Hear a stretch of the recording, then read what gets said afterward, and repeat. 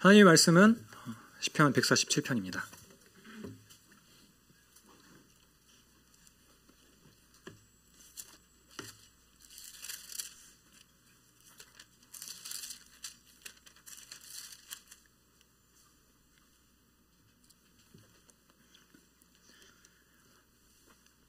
네, 시편 147편 우리 1절부터 20절까지인데요.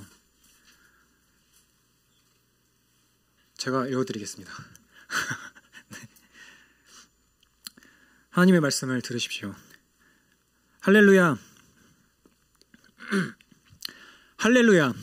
우리 하나님을 찬양하는 일이 선하며 찬송하는 일이 아름답고 마땅하도다. 여호와께서 예루살렘을 세우시며 이스라엘의 흩어진 자들을 모으시며 상심한 자들을 고치시며 그들의 상처를 싸매시는도다. 그가 별들의 수효를 세시고 그것들을 다 이름대로 부르시는도다. 우리 주는 위대하시며 능력이 많으시며 그의 지혜가 무궁하시도다. 여호와께서 겸손한 자들은 붙드시고 악인들은 땅에 엎드러뜨리시는도다. 감사함으로 여호와께 노래하며 수금으로 하나님께 찬양할지어다. 그가 구름으로 하늘을 덮으시며 땅을 위하여 비를 준비하시며 산에 풀이 자라게 하시며 들짐승과 우는 까마귀 새끼에게 먹을 것을 주시는도다. 여호와는 말의 힘이 세다 하며 기뻐하지 아니하시며 사람의 다리가 억세다 하여 기뻐하지 아니하시고 여호와는 자기를 경외하는 자들과 그의 인자하심을 바라는 자들을 기뻐하시는도다. 예루살렘아 여호와를 찬송할지어다. 시온아 내 하나님을 찬양할지어다. 그가 내 문빗장을 견고히 하시고 내 가운데 있는 너의 자녀들에게 복을 주셨으며 내 경내를 평안하게 하시고 아름다운 밀로 너를 배불리시며 그의 명령을 땅에 보내시니 그의 말씀이 속히 달리는도다. 눈을 양털같이 내리시며 서리를 재같이 흩으시며 우박을 떡 부스러기같이 뿌리시나니 누가 능히 그의 추위를 감당하리요. 그의 말씀을 보내사 그것들을 녹이시고 바람을 불게 하신즉 물이 흐르는도다. 그가 그의 말씀을 야곱에게 보이시며 그의 율례와 규례를 이스라엘에게 보이시는도다. 그는 어느 민족에게도 이와 같이 행하지 아니하셨나니 그들은 그의 법도를 알지 못하였도다. 할렐루야. 아멘. 네, 금요일에 설교를 하는 것은 또 굉장히 오랜만인 것 같습니다. 네, 그렇다고요. 네, 그런 것 같습니다. 금요일에 설교할 기회가 많지 않았고 여러모로 많이 바쁜 시기를 보냈네요. 시편 147편을 오늘 함께 짤막하게라도 나눠보고자 합니다. 네, 오늘 아까 했던 찬양 기억나시나요? 비 준비하시니라는 찬양인데 기가 막히게 이 시편 147편을 겨냥하고 있지 않습니까? 네, 그래서 골랐습니다. 네. 네. 살아가면서 우리는 삶을 살아가면서 많은 것들을 찬양하며 살아갑니다. 우리가 입을 열어서 찬양하는 행위는 이 예배의 공간에서만 발생되는 일이 아닙니다. 혹은 이 찬양 시간에만 발생되는 일은 더더욱더 아니죠. 우리는 무언가를 찬양하면서 살아가고 있습니다. 때로는 그게 먹을 것이 되기도 하죠. 그래서 뭔가 뛰어난 맛있는 것들을 먹게 되면 마음껏 찬양하며 공유하며 다른 사람들에게 함께 찬양할 수 있도록 찬양으로 다른 사람들을 초대하기도 하죠. 네, 물론 더치페이를 하지만 말이죠. 동시에 우리가 가진 것들뿐만 아니라 가지지 못한 것들도 찬양하면서 즐깁니다. 우리가 쉽게 구할 수 있는 것, 쉽게 찬양할 수 있는 것뿐만 아니라 예를 들면 이런 경험들 없으신가요? 뭔가 엄청나게 악기 연주를 잘하는 누군가를 봤을 때 나에게는 저런 능력이 없지만 그 사람이 연주하는 것들을 들으면서 너무 이렇게 즐거이 여기는 마음들이 우리들한테 생기는 것들, 그런 경험들이 여러분들에게 분명히 있을 겁니다. 또는 내가 따라하지도 못할 어떤 그런 엄청난 가수의 노랫소리를 들으면서 그 탁월함을 즐기면서 와, 그 사람이 노래하는 거 정말 대단하더라, 이렇게 찬양하고 높이기도 합니다. 우리는 우리에게 듣기 좋은 것, 우리에게 유익한 것들을 자랑하고 찬양하려는 그런 경향이 있습니다. 또한 그것들을 우리가 느낄 때에 즐길 때에 어떠한 저항감도 없이 마음껏 그 즐길 거리들에 빠지는 모습들을 우리는 발견할 수 있습니다. 우리가 무언가를 찬양한다라고 할 때에 우리 스스로가 가지고 있는 배경들에 대해서 결코 무시할 수 없습니다. 왜냐하면 어떤 상황 안에서 우리는 그 안에서 어떨 때는 우리가 찬양할 만한 것인 것이 있고 그렇지 아닌 것들이 상황에 따라서 많이 또 달라지기 때문입니다. 오늘 본문인 시편 이 147편은요. 이 147편을 포함해서 여러분들이 그 시편을 이 통독을 하셨다면은 이제 아시겠지만 146편부터 150편까지 할렐루야 시로 알려져 있습니다. 왜냐하면은 시의 처음과 마지막에 이제 할렐루야로 시작하고 할렐루야로 끝나기 때문입니다. 146편은요. 나의 생전의 여호와를 찬양하며 나의 평생에 내 하나님을 찬송하겠습니다. 이런 자기 자신의 어떤 개인적인 고백을 담고 있고 148편은 하나님은 어디서 찬양을 받으셔야 하나 그것들을 말하고 있습니다. 그리고 그 대답은 하늘과 땅에서 찬양을 받으셔야 한다라고 말을 해주고 있죠. 그리고 149편은 하나님은 어떻게 찬양 받으셔야 하는가를 말하면서 새 노래를 제시해주고 있습니다. 그리고 150편은 그렇다면 누가 찬양을 해야 하는가라는 질문에 대해서 호흡이 있는 모든 자라고 답을 해주고 있죠. 147편은 우리에게 무엇 때문에 하나님을 찬양해야 하는가에 대해서 말하고 있습니다. 굉장히 길었지만 굉장히까지는 아니지만 아무튼 길었지만 1절부터 20절까지 읽었는데요. 이 안에 우리가 왜 무엇 때문에 하나님을 찬양해야 하는가에 대해서 나와 있습니다. 또 눈여겨볼 점은 이 147편에는 하나님을 지칭하는 대명사가 많이 등장을 하고요. 그리고 무엇보다 우리나 내가 중심이 아니라 하나님이 더 중심이 되어 있는 그런 시편으로 볼 수 있습니다. 내가라는 말은 등장하지 않고 우리라는 단어가 2번 등장하고 있습니다. 이 시의 배경에 대해서 우리는 좀 살펴볼 필요가 있는 것 같은데요. 이 시의 배경을 한번 이야기를 하자면 이 시의 배경은 먼저 제가 아까 무언가를 찬양함에 있어서 그 배경이 굉장히 중요하다라고 말씀을 드렸잖아요. 근데 이 시의 배경을 보면 과연 찬양할 만한 배경일까 싶은 그런 배경 가운데에서 이 시가 불려지고 있습니다. 어떤 신학자는요, 이 시에 대해서, 시의 배경에 대해서 이렇게 이야기를 하고 있어요. 이 시편의 묘미는 그 어두운 배경에 감추어져 있다. 시인은 이스라엘의 흩어진 자와 마음이 상한 자, 비천한 자들을 위하여 이 노래를 부르고 있다. 그는 인생과 역사의 겨울을 살고 있는 사람들을 위하여 노래를 부른다. 지난 수십 년 동안 예루살렘은 돌무덤이 되었고 이스라엘 백성들은 온 세상에 흩어졌으며 그들의 마음은 회복이 불가능할 정도로 깊은 상처를 받았다. 그들은 조상들의 죄와 어리석음 때문에 나라가 망하고 포로로 잡혀간 것을 보았다. 어디를 돌아보아도 옛 평화와 영광을 회복할 기미는 보이지 않았고 예루살렘의 재건은 요원해 보인다. 우리가 말씀을 같이 본문을 읽었던 것처럼 이 본문에는 흩어진 자들이 등장합니다.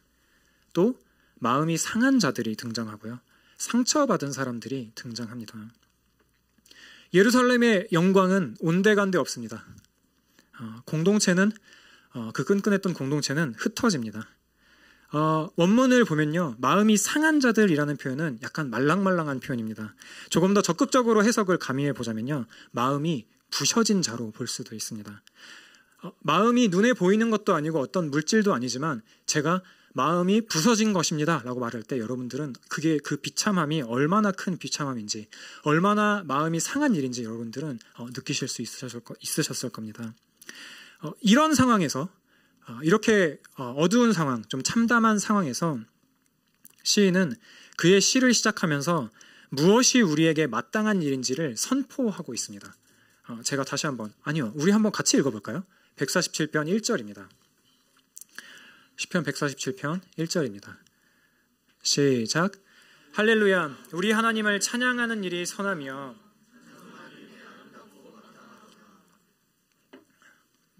네, 그렇습니다. 할렐루야, 우리 하나님을 찬양하는 일이 선하며 찬송하는 일이 아름답고 마땅하도다. 어떤 상황에서요? 전혀 희망이 보이지 않는 그러한 상황 가운데에서요. 공동체가 무너져 내려 있고 영광, 이전에 누렸던 영광 아무것도 보이지 않는 그러한 상황 가운데에서 시인은 하나님을 찬양하는 것이 기쁜 일이고 하나님을 찬양하는 것이 마땅한 일이야 라고 먼저 선포를 하고 그의 시를 이어가고 있습니다. 하나님께서는 왜 그럴까요? 왜 시편은 이렇게 이 기자는 시인은 처음부터 이렇게 하나님을 찬양하는 것이 마땅합니다라고 고백을 하고 시작을 할까요? 자신의 상황과도 상관없이 말이죠. 왜냐하면 하나님께서는 온 세상을 주관하시기에 그렇기 때문에 찬양받기에 합당하신 분이기 때문입니다. 147편의 여러 절을 보면 하나님께서 모든 만물을 창조하시는 하나님이심을 알 수 있습니다. 우리가 비준비하시니라는 찬양을 통해 함께 외쳤던 것처럼 4절을 살펴보면 그가 별들의 수효를 세시고 그것들을 다 이름대로 부르시는도다. 우리 주는 위대하시며 능력이 많으시며 그의 지혜가 무궁하시도다 라고 말하고 있고, 또 8절부터 9절은 이렇게 이야기를 하고 있습니다. 그가 구름으로 하늘을 덮으시며 땅을 위하여 비를 준비하시며 산에 풀이 자라게 하시며 들짐승과 우는 까마귀 새끼에게 먹을 것을 주시는도다. 하나님께서는 모든 만물을 창조하시고 그저 방치하시는 하나님이 아니십니다. 하나님께서는 말씀으로 모든 것들을 창조하시고 그냥 내버려 두시는 것이 아니라 계속해서 다스리시고 유지하시고 보호하시는 그런 하나님이십니다. 별들의 수효를 세시는 하나님께서는 참으로 지혜로우신 하나님이시며 모든 것들을 아시는 하나님이시며 능력이 많으신 하나님이십니다. 8절 9절을 통해서 읽었던 것처럼 하나님께서 구름으로 하늘을 덮으시고 땅을 위하여 비를 준비하시고 산에 풀이 자라게 하시고 들짐승과 우는 까마귀 새끼에게 먹을 것을 주시는 그런 하나님이십니다. 또 뒤에 이어지는 다른 16절에서 18절을 보면요, 추위가 오게 하시며 얼음이 얼게 되는 것, 또 녹는 것, 이 모든 것들을 하나님께서 주관하신다라고 시인은 노래하고 있습니다. 참으로 모든 것들이 하나님께서 주관하시는 것입니다. 우리는 막연하게 하나님께서 다스리시겠거니 하지만 우리 주변에 있는 모든 것들, 정말 어느 것 하나도 빠짐없이 하나님께서 주관하심을 우리가 믿음으로 나아가야 할 것입니다. 흐르는 물 역시도 마찬가지입니다. 물 역시도 하나님의 명령에 복종하는 것입니다. 열왕기하 3장 17절은 이렇게 이야기를 하고 있습니다.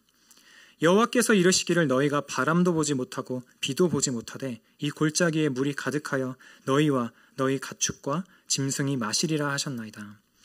하나님께서 명령하실 때에 개울이 없는 곳에 물이 고이고 때로는 물이 피가 되기도 하고 메마른 바위에서 물이 나오기도 하는 일들이 생깁니다. 가뭄과 기근 역시도 하나님의 손에 있습니다. 하나님께서는 가뭄과 기근을 명하셔서 아모스서에서는 이렇게 말하고 있습니다. 내가 너희에게 비를 멈추게 하여 어떤 성읍에는 내리고 어떤 성읍에는 내리지 않게 하였더니 땅 한 부분은 비를 얻고 한 부분은 비를 얻지 못하여 말랐음에. 이사야에서는 이렇게 말합니다. 내가 또 구름에게 명하여 그 위에 비를 내리지 못하게 하리라. 이렇게 하나님께서는 참으로 물뿐만 아니라 세상의 모든 것들을, 대표적으로 물이라는 예를 들었지만 모든 것들을 다스리시는 하나님이십니다.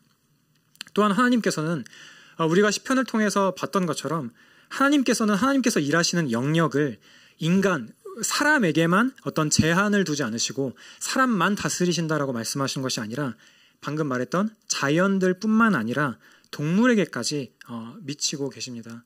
우리 한번 그걸 생각해 볼까요? 왜 하나님께서는 이 시편에서 우리가 읽었던 것처럼 이 표현이 참 너무 좋지 않습니까? 하나님께서 별의 수효를 세신다, 다 아신다라는 게 너무 아름답고 그런 좋은 표현이잖아요. 근데 그 표현들 뿐만 아니라 산에 풀이 자라게 하시고 들짐승에게 먹을 것을 주신다라는 표현도 하나님께서는 시인은 사용하고 있습니다.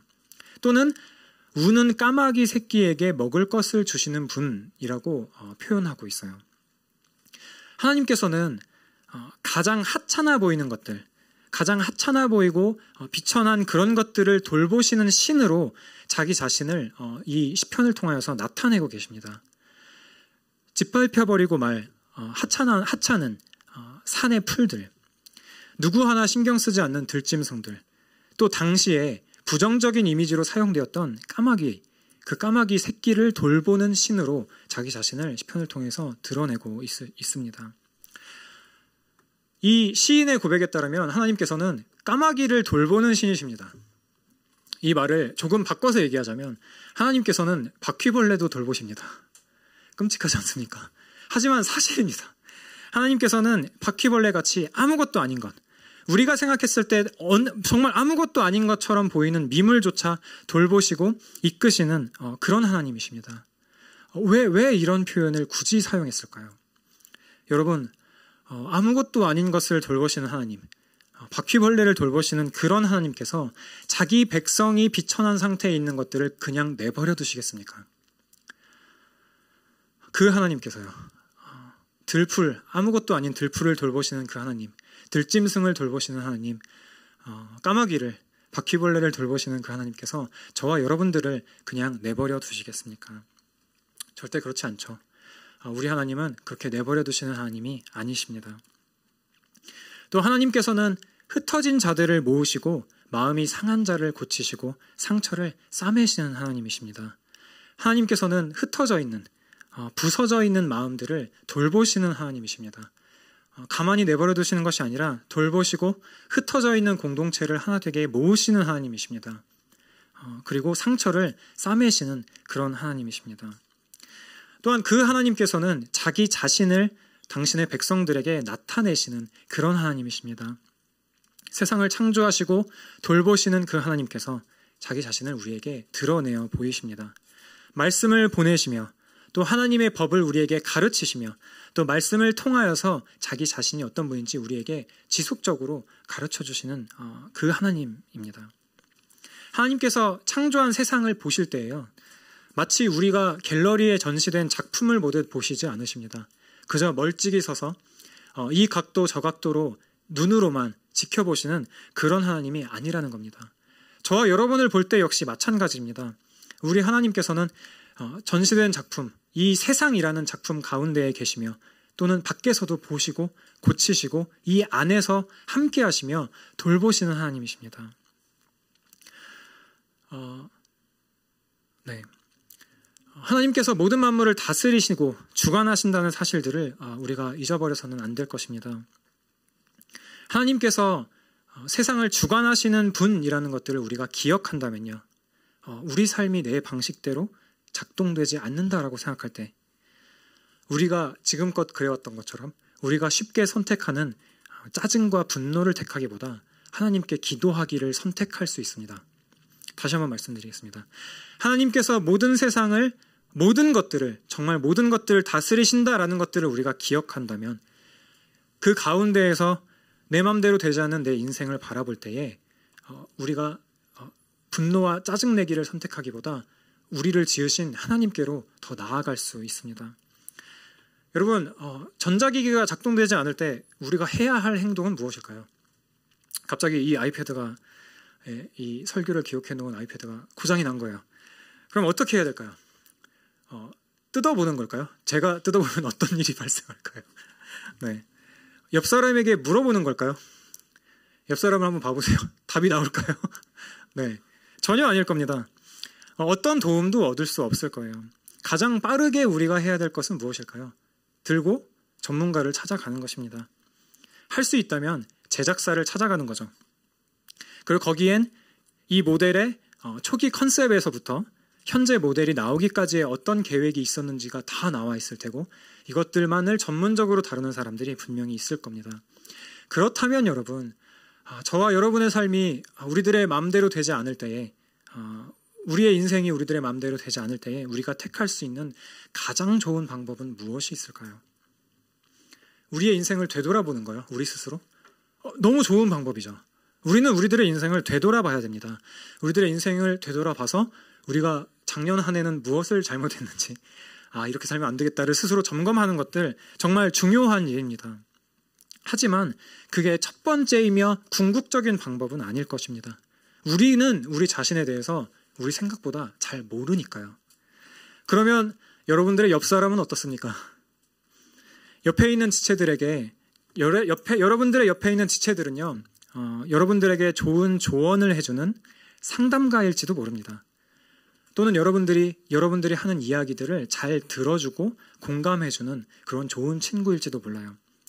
하지만 그들이 여러분들을 다 안다라고 말할 수는 없을 겁니다. 여러분과 함께한 시간들, 그 모든 시간들 속에서 여러분들이 가지고 있는 특징들을 여러분 옆에 있는 친구들이 다 기억을 한다고 할지라도요, 그래봐야 몇 년일 수 있습니다. 몇 년 안에 있는 여러분들의 모습을 기억하는 것이겠죠. 조금 더 길다면, 조금 넉넉하게 잡자면 한 10여 년 정도의 여러분들의 모습을 그저 알 뿐일 겁니다.